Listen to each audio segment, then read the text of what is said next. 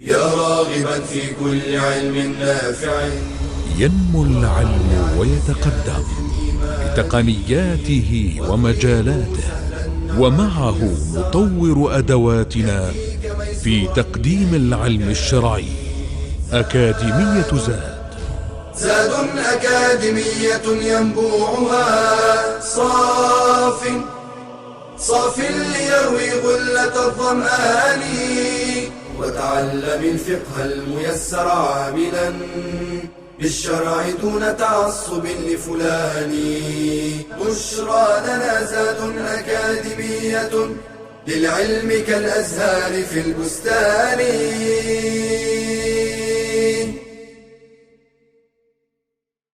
بسم الله والحمد لله والصلاة والسلام على رسول الله وآله وصحبه ومن اهتدى بهداه.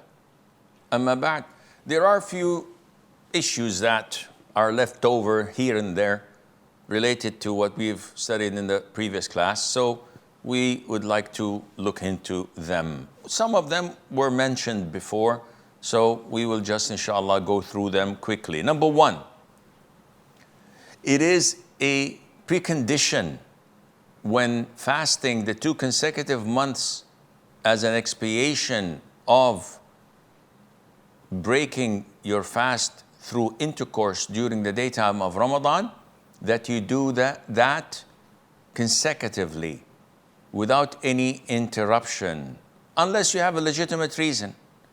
So someone who fasts 59 days or 60 days, but on the 58th day, he breaks his fast for no legitimate reason.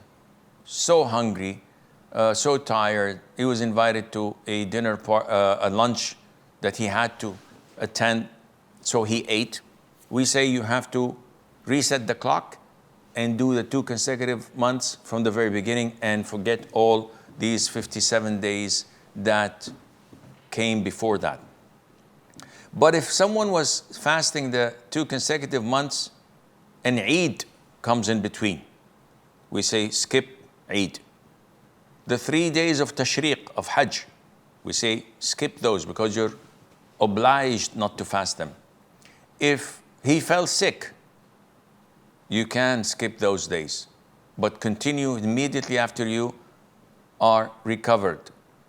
If a woman gets her menses, skip those 6 or 7 days. Once you see your purity, you continue to fast the remaining days and the likes. Number 2, this expiation mentioned, we mentioned this before, is only for having intercourse during the daytime of Ramadan. Someone who masturbates, someone who has intercourse during fasting an expiation or a vow or the likes, they don't have to do that. Number 3, let's assume a person comes back from travel during the daytime of Ramadan. So he's exempted from fasting that particular day.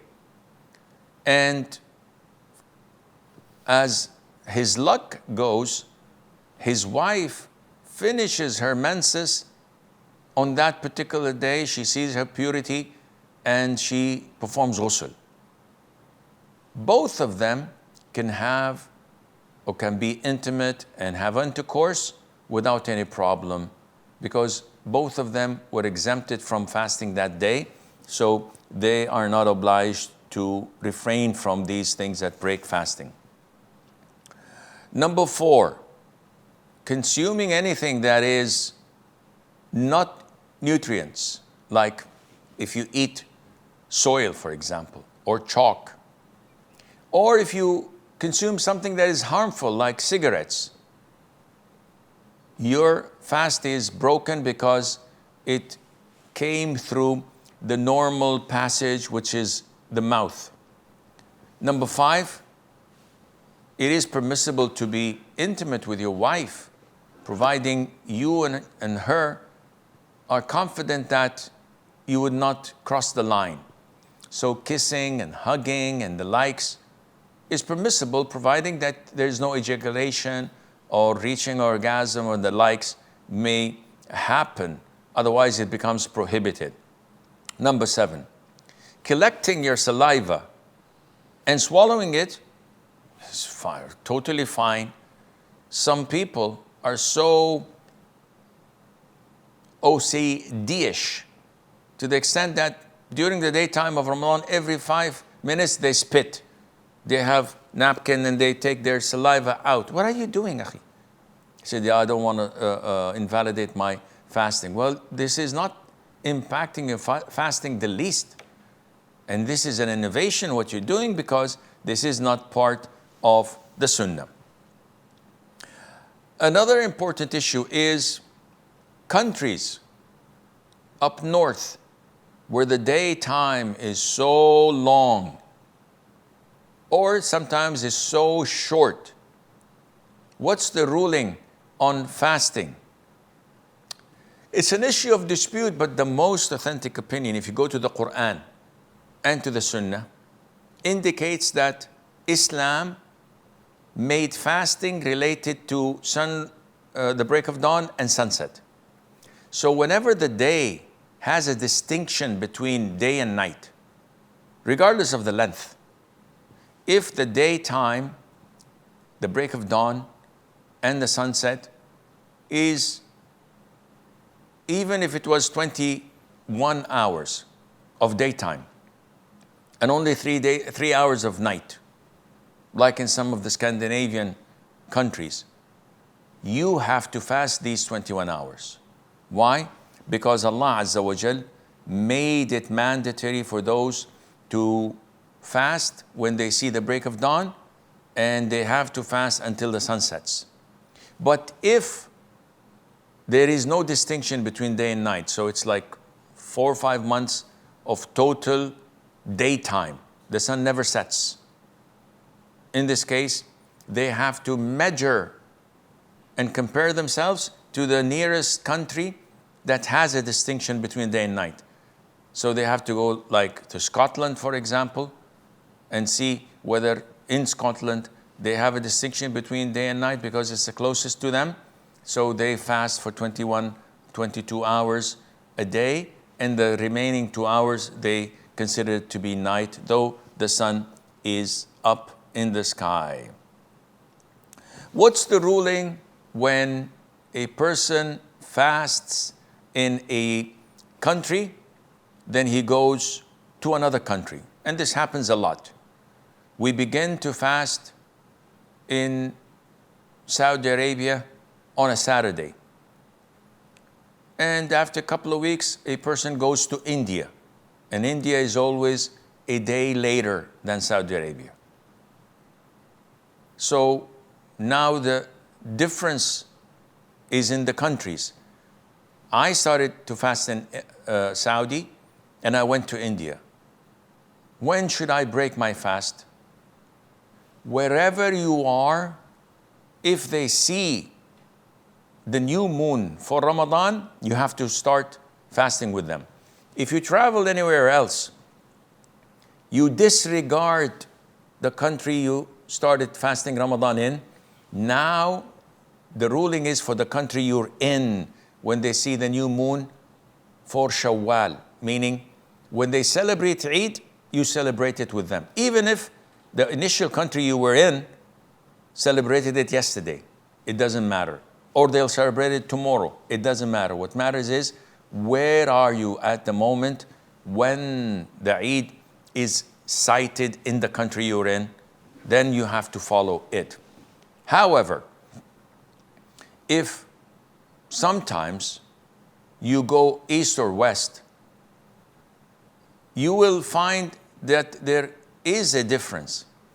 So if you go from Saudi to India, you'll find that you fasted 31 days. And we said that the month is either this or this, either 29 or 20 or 30. So what to do? The scholars say, Ramadan started in Saudi, so you started fasting until the 28th day of Ramadan, which was the 27th in India. So you traveled to India, you fasted the 27th in India, the 28th, the 29th and the 30th, which is the 31st for you. Because the people in Saudi celebrated Eid yesterday. So should I celebrate Eid with them? No, because the new moon is not sighted. So by this, I would have fasted 31 days of Ramadan. We would say 1 day is extra and it's voluntary for you. Now the opposite is also true. If I started to fast in Saudi Arabia and I went to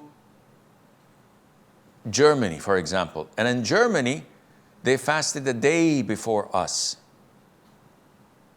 So when I went to Germany and they celebrated the Eid, I actually fasted only 28 days because Saudi is going to celebrate Eid the following day or the day after.